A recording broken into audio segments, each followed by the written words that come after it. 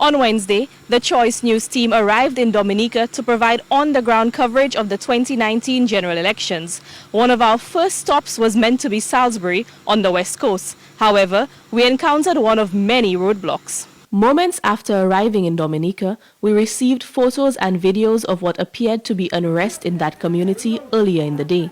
We decided to drive to Salisbury to find out what exactly was going on.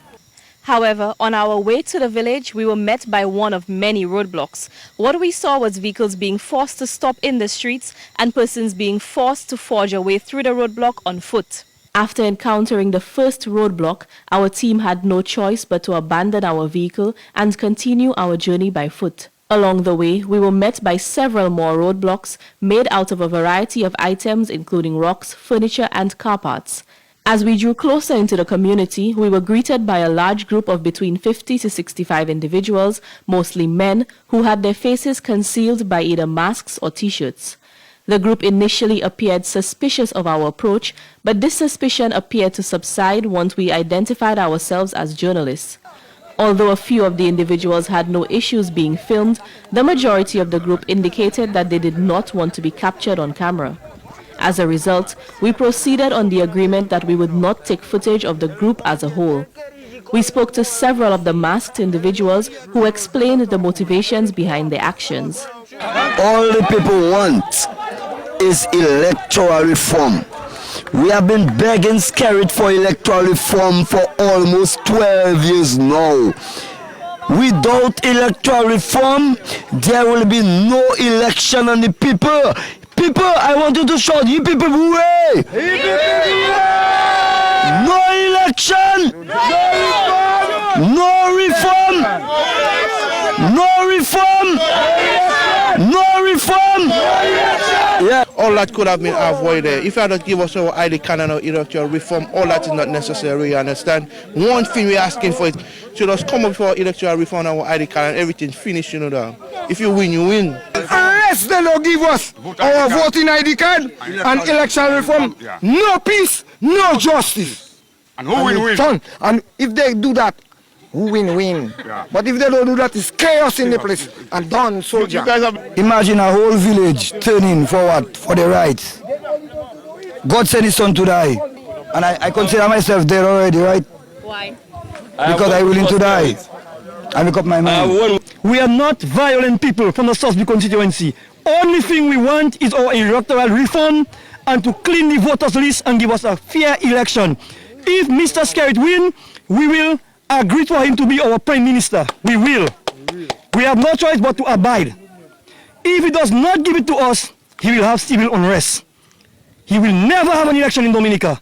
He think like he have everything in his palm of his hand. Tell him he's making a very big mistake.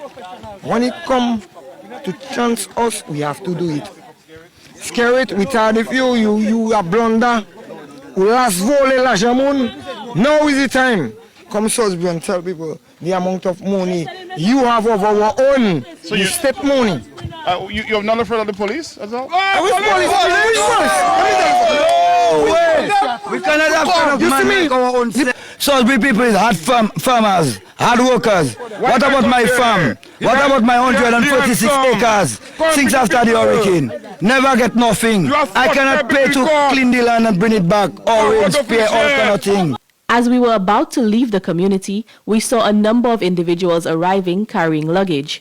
It was explained to us that these individuals had just arrived into Dominica through the nearby port of Portsmouth. We witnessed the masked men stopping several of the travelers and questioning them.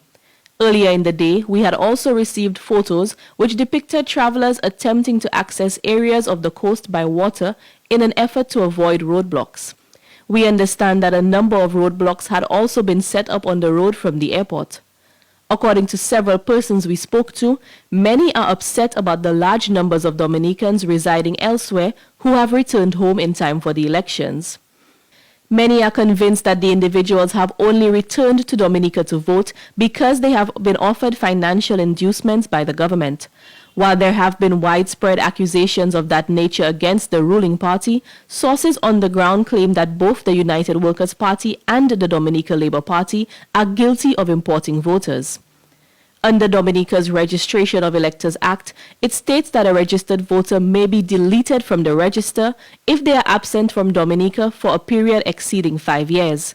However, in previous elections, there have been widespread claims that individuals who have been out of the country long enough to be disqualified have actually returned to vote, either of their own accord or through financial inducement from both political parties. From what we saw and heard, local tolerance for that practice seems to have run out. For Choice News Now, Amanie Mathurin reporting from the Commonwealth of Dominica.